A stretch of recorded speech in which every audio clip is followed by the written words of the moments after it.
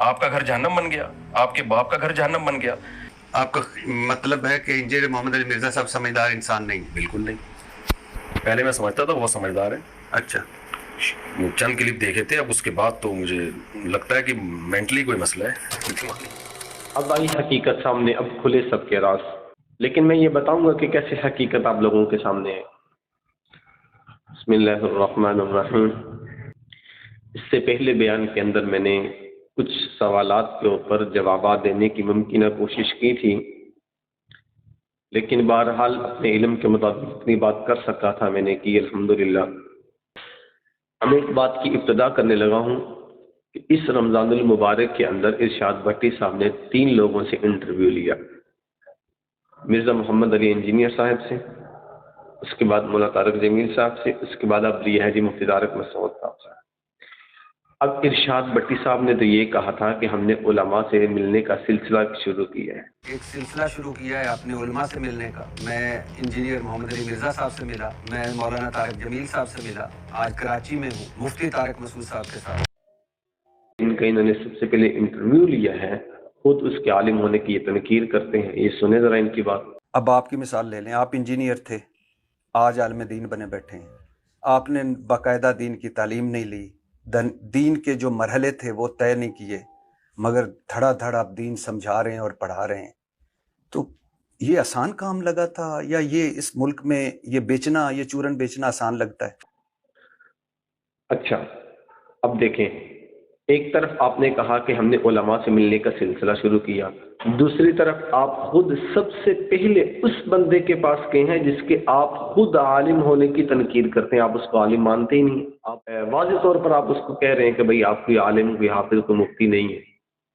जब वो नहीं है और आपने उलमा से मिलने का सिलसिला शुरू किया था, तो आप उसके पास क्या लेने गए? सबसे पहले आप क्यों गए उनके पास? अब ये सुने कि मुफ्ती तारक मसूद साहब को मिर्जा इंजीनियर से असल इख्तलाफ है क्या? अब ये समाअत करें जरा। वापस अकीदे पे आने से पहले सिर्फ मुझे ये बता दीजिए कि आपको बुनियादी इख्तलाफ क्या है इंजीनियर मोहम्मद अली मिर्जा साहब से? इंजीनियर मिर्जा से इख्तलाफ ये है, प्रॉपर आलिम नहीं है और मिस्टेक इल्मी बहुत ज्यादा करते हैं वो, थोड़ी नहीं। कोई एक गलती होती ना तो इंसान कहता है गलती हर इंसान से होती है। कुरान मजीद गलत पढ़ना, खुला के मसले में कुरान की आयत का तर्जुमा गलत। ठीक है, ये असल हकीकत थी जो मुफ्ती तारक मसूद साहब ने बयान कर दी। अब ये सवाल था कि मुफ्ती तारक मसूद साहब जेहलम क्यों गए मिर्जा इंजीनियर के पास?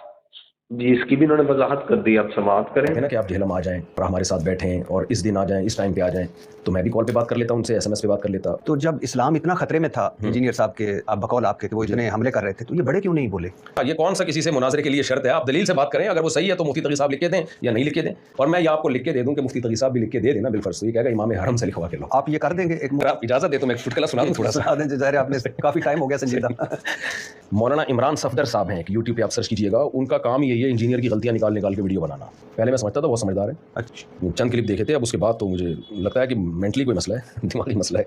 मोहम्मद अली मिर्जा साहब के जी, साथ। तो मुईनुद्दीन चिश्ती भी काफिर, और जिन उलमा ने उनको काफिर नहीं कहा तो वो सभी काफिर हैं। फिर मुफ्ती तारिक मसूद भी काफिर, फिर मौलाना शरफ अली थानवी भी काफिर, फिर उलमाए अरब भी काफिर, जिनके को ये वाक़या का पता है और किसी ने भी उनको काफिर नहीं कहा, बल्कि काफिर के बजाय बुजुर्ग कहा, तो ये सारे दायरे इस्लाम से खारिज है। आप इंजीनियर मोहम्मद अली मिर्जा से मुनाजरे के लिए कराची से जेहलम जा पहुंचे, वहाँ वीडियोस बनाई, अपनी जीत का खुद ऐलान किया और वापस कराची आ गए। मिल गई ज़ाती अना को आपको तस्कीन मिल गई होगी यकीनन, इस्लाम का झंडा यकीनन बुलंद हो गया होगा और हो गई होगी यकीनन आपकी मज़हब की खिदमत। 100% हुई, इतनी ज़बरदस्त खिदमत हुई। एक आदमी हज़रत मुआविया को बुरा भला कह रहा है, असलाफ को बुरा भला कह रहा है, सहाबा ताबीन को बुरा भला कह रहा है, किसी बुज़ुर्ग को उसने नहीं छोड़ा, और फिर चैलेंजेस ऐसे कर रहा है जिसको लोग सही समझ रहे हैं और असलाफ से बदगुमान हो रहे हैं। रफ़ुल दैन के मसले पर वो कह रहा है कि इसमें कोई सही हदीस सिरे से मौजूद ही नहीं है। इमाम तिरमिज़ी ने अब्दुल्ला बिन मसूद वाली हदीस को ज़ईफ़ कहा है, और मैं चैलेंज करता हूँ कोई इसको सही नहीं कर सकता। तो जब एक शख्स इतना कुछ गलत फैला रहा हो, और बड़ा मसला तो हज़रत मुआविया का है, जिनसे मोहब्बत हमारे ईमान का हिस्सा है, जिनकी सदाकत पर, अदालत पर इजमा है उम्मत का, तो जब इतनी बातें कर रहा हो तो जवाब तो बनता है ना। हम यहाँ से जवाब दे रहे हैं तो अधूरा क्लिप चला के उसका जवाब रिकॉर्ड करवा दिया जाता है, और फिर खुद चैलेंज भी कर रहा है। तो ऐसे मौके पे अगर मैं नहीं जाऊँगा तो क्या नतीजा क्या निकलेगा? लोग असलाफ से, उलमा से बदगुमान होंगे। तो تو ایسے موقع پہ اس کی دعوت پہ میں گیا ہوں, اس نے بار بار بلایا, وہ کلپ آپ نے دیکھے ہوں گے, اور میں گیا ہوں اور بہت ہی تمیز سے جانے کے بعد, ایسا نہیں کہ میں گھر جا کے کوئی میں نے چھاپا مار دیا اچانک, بلکہ میں نے ٹائم دیا کہ آپ 48 آورز میں پازیٹیو رسپانس ریکارڈ کروا دیں کہ میں بیٹھنے کے لیے تیار ہوں. بیٹھیں گے کب, ہم یہ آپس میں مل بیٹھ کے طے کریں گے, اور کن شرائط پہ بات ہوگی یہ بعد میں طے کریں گے, صرف آپ اس کو سیریس لیں کہ میں آ گیا. تو 48 گھنٹے میرا خیال ہے بہت ہوتے ہیں, اس کے بعد بھی کوئی رسپانس نہ کرے. اب میں آپ کو اصل بات بتاتا ہوں کہ اصل بات ہے کیا. اب دیکھیں, ہوا یہ ہے کہ ارشاد بٹی سب سے پہلے گئے ہیں مرزا انجینئر کے پاس, اس سے جا کے انہوں نے کچھ بونگیاں لی ہیں. ان بونگیوں کو پہلے تو مولانا طارق جمیل صاحب کے اوپر پیش کرتے ہیں, اور پھر مفتی طارق مسعود صاحب کے اوپر پیش کرتے ہیں. لیکن بچہ مفتی طارق مسعود صاحب کوئی عام بندے نہیں ہیں, انہوں نے طبیعت صحیح کر دی ہے ایک دفعہ, وہ کوئی عام بندے نہیں ہے کہ, اور وہ باقاعدہ مفتی طارق مسعود صاحب نے اس بات کی وضاحت بھی کی. اب میں آپ کو بتاتا ہوں, مولانا طارق جمیل صاحب نے بھی اس بات کی وضاحت کی ہے, مفتی طارق مسعود صاحب نے بھی بالکل یہ طور پر واضح کر دیا, ارشاد بٹی صاحب آپ نے بھی واضح کر دیا. مولانا طارق جمیل صاحب نے کہا تھا آپ کو کہ یہ الفاظ آپ نے مرزے سے لیے ہوئے ہیں, ٹھیک ہے, انہوں نے مرزے کی طرف آپ کو اشارہ کر دیا. اس کے بعد مفتی طارق مسعود صاحب جب آپ بات کرتے ہیں تو وہ آپ کو بتاتے ہیں کہ جی مرزا انجینئر نے اس پہ یہ سوال اٹھایا تھا, ہم نے اس پہ یہ جواب دیا ہے. یہ تو جب ہم نے جواب ریکارڈ کروایا نا کہ خواب کا واقعہ ہے, تو پھر پینترا بدلا انجینئر صاحب, پھر مرزا انجینئر نے پینترا بدلا اور انہوں نے پھر سوال بدلا. یعنی کہ آپ کے 2-4 سوالات ایسے ہیں جب آپ سوال کرتے ہیں تو مفتی طارق مسعود صاحب اس بات کو واضح کرتے ہیں کہ بھائی ہم نے یہ سوال کے جواب مرزا انجینئر کو دے دیے ہیں. اور آپ نے مفتی طارق مسعود صاحب کو یہ بات کی کہ میں آپ کے پاس آنے سے پہلے میں نے مرزا انجینئر کا پورا کلپ سنا, آپ نے بھی خود یہ بات واضح کر دی کہ آپ بھی اسی کا کلپ سن کے آئے. ان کا میں نے پورا آپ کے پاس آنے سے پہلے ان کا ایک پورا لیکچر سنا ہے, جس میں انہوں نے 5 چیزیں آپ کے سامنے رکھی, اور آج اچھی بات ہے آپ ان پہ کلیریفائی کریں گے. اب جو میں نے پچھلی ویڈیو میں بات کی تھی کہ آپ کس کی نمائندگی کر رہے ہو, اب میرے اپنے الفاظ کی تائید مفتی طارق مسعود صاحب نے بھی کر دی ہے, مولانا طارق جمیل صاحب نے بھی کر دی, اور خود آپ کے الفاظ اور آپ کی وضاحت سے بھی یہ بات مکمل طور پر سمجھ آ گئی کہ آپ کس کی نمائندگی کر رہے ہیں اور آپ کس کے الفاظ استعمال کر رہے ہیں. اور دوسری بات یہ ہے کہ آپ کے جو سوالات ہیں یہ بے بنیاد سوال ہیں, بے معنی سوال ہیں, عقل میں آنے والے نہیں ہیں. آپ سمجھ رہے ہیں یہ حکیم الامت مولانا تھانوی رحمہ اللہ تعالی نے ایک کتاب لکھی ہے جس میں انہوں نے لکھا کہ ایک بندے نے ایک جمع 3 یا 30 جگہوں پر پڑھا ہے. کتاب ہے جی جمال الاولیاء مولانا اشرف تھانوی صاحب کی, جی آپ کے پیر و مرشد کی. ایک مجذوب نے ایک جمعہ 30 یا 3 جگہوں پر پڑھا.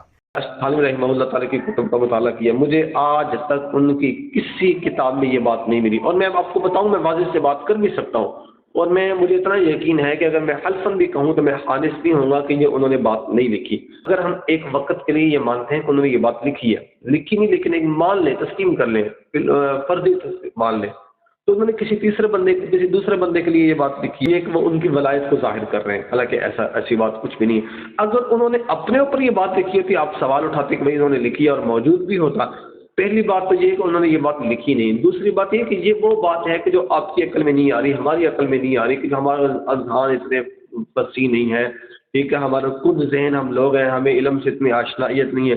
وہ جو ایک حکیم الامت کا لقب رکھتے ہیں اور پائے کا علم ہے ان کے پاس, کیا انہیں یہ بات سمجھ میں نہیں آئی؟ کیا وہ یہ بات نہیں سمجھ سکتے تھے؟